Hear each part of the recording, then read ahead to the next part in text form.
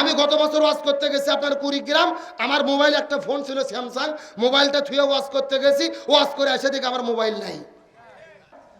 আল্লামা সাঈদীর ভালোবাসার লোকের অভাব নাই, মহব্বত করার লোকের অভাব নাই, কান্না করার লোকের অভাব নাই, কিন্তু আল্লামা সাঈদী স্বপ্ন দেখতো বাংলাদেশে কোরআনের রাষ্ট্র কায়েম হবে। এই রাষ্ট্র কায়েমের কর্মীর বড় অভাব।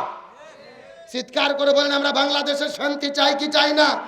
স্বাধীনতার 54 বছর পার হয়ে গেছে, এক দল এসেছে আর এক দল চলে গেছে। আমরা শান্তি চেয়েছি, শান্তি পাইনি। এই বাংলাদেশে ততদিন পর্যন্ত শান্তি আসবে না যতদিন না পর্যন্ত এই কোরআন দিয়ে বাংলাদেশ পরিচালিত হবে।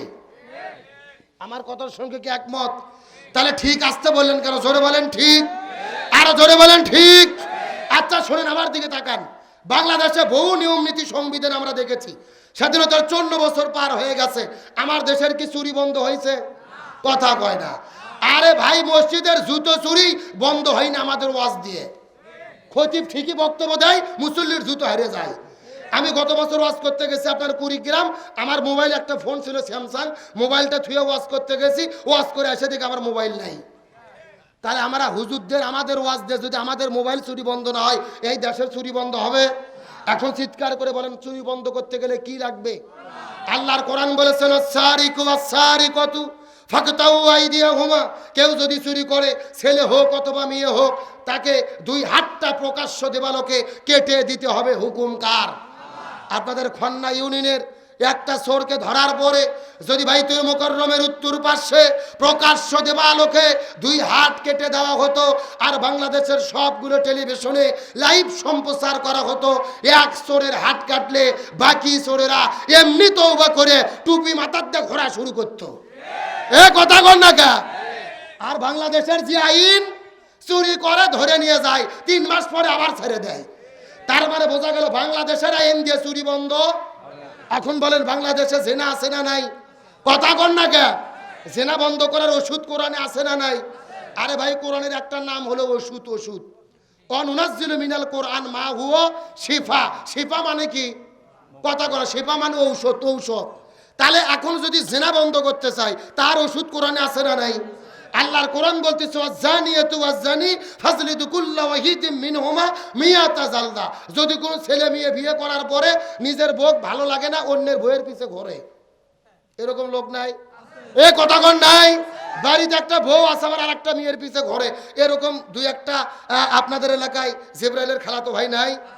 আসেন আমার দিকে তাকান, কোরআনের কি বিধান? যদি কেউ বিয়ে করার পরে জেনা করে, ভোগ পর্যন্ত মাটির পুঁতে থুইয়া পাথর মেরে প্রকাশ্য দেবালোকে হত্যা করতে হবে। বাংলাদেশের এক জেনাকারী যদি ধরে বাইতুল মুকাররমের উত্তর পাশে প্রকাশ্য পাথর মেরে হত্যা করা হতো, সব টেলিভিশনে, সোশ্যাল মিডিয়া, ফেসবুকে লাইভ প্রচার করা গেলে জেনা করা তো দূরের কথা, বগুড়া জেলার যুবকদের রাতের বেলা স্বপ্নদোষ বন্ধ হয়ে যেত। এ কথা কোন? তার মানে বোঝা গেল বাংলাদেশের সুদ, ঘুষ, দুর্নীতি, চুরি, জিনা, ব্যভিচার সব যদি বন্ধ করতে চাই কি লাগবে? আরেকটু জোরে বলেন। এই জন্য আল্লাহর কোরআন বলেছেন ফামান তাবিয়া হুদায়া ফালা খাউফুন আলাইহিম ওয়ালা হুম ইয়াহজানুন। কোরআন ছাড়া শান্তি আসতে পারে? এই যে আপনারা লিখে দিয়েছেন আব্দুল সালাম যুক্তিবাদী, আমি যুক্তিতে কিছু কথা আপনাদেরকে বুঝাই। মনে করেন বাংলাদেশের ঢাকা শহরে বিশাল বড় একটা পানির ট্যাঙ্কি আছে। জোরে কোন কিসের ট্যাঙ্কি? ওই ট্যাঙ্কির মধ্যে থেকে পাইপ দিয়ে দিয়ে বাংলাদেশের 64টা জেলায় পানি সাপ্লাই দেওয়া হয়। কিন্তু এই ট্যাঙ্কির ভেতরে একটা মরা বিড়াল মরে পচে গন্ধ উঠে আছে। একটা পাইপ আস্তে আস্তে আস্তে আপনাদের বগুড়া ট্যাঙ্গা বগুড়ে এসেছে। এখন পাইপ দিয়ে যে পানি বের হচ্ছে, বলেন তো এই পানি ভালো না গন্ধ? কথা কয় না। এখন গন্ধালা পানি বের হওয়ার পরে এই বগুড়া জেলার যত হুজুর আছে, ইমাম, মুয়াজ্জিন, ফকি, মুফতি, মুহাদ্দিস, সব হুজুরদেরকে ডেকে বলা হয়েছে, এই হুজুরের গোষ্ঠীরা, এই যে গন্ধালা পানি বের হচ্ছে, তোমরা ফু দিয়ে দিয়ে পরিষ্কার করো। হবে? এ কথা কোন হবে? আচ্ছা, আপনাদের বগুড়া জেলার হুজুর তো দূরের কথা, কাবা শরীফের ইমামও যদি এসে ফু দেয়, পানি পরিষ্কার হবে? আচ্ছা বলেন তো, পানি পরিষ্কার করতে গেলে কি পরিষ্কার করা লাগবে? ওই ট্যাঙ্কি পরিষ্কার করা লাগবে। এটাকে বুঝেছেন? এইবার আসল অর্থনীতি, আসল ওয়াজ। এই বাংলাদেশের শান্তি প্রতিষ্ঠার একটা ট্যাঙ্কি আছে, যার নাম হলো সংসদ ভবন। আরো জোরে বলেন।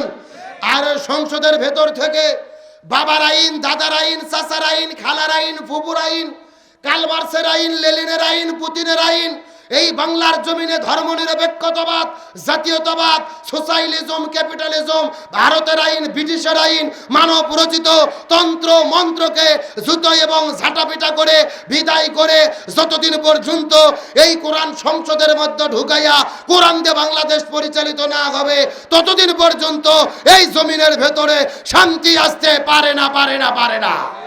সুতরাং বাংলাদেশে শান্তি কায়েমের জন্য এই কোরআন দিয়ে বাংলাদেশ চলুক, এটাকে আপনারা চান? কারা কারা চান? দুটি হাত আল্লাহকে তুলে দেখান। দেন একজন তাকবীর দেন দেখি।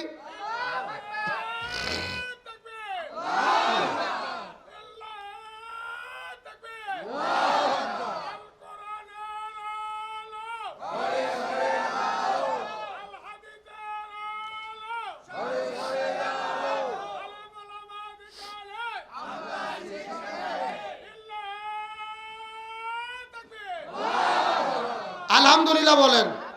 ওই চাচাকে এক কাপ চা দাও তো নাই।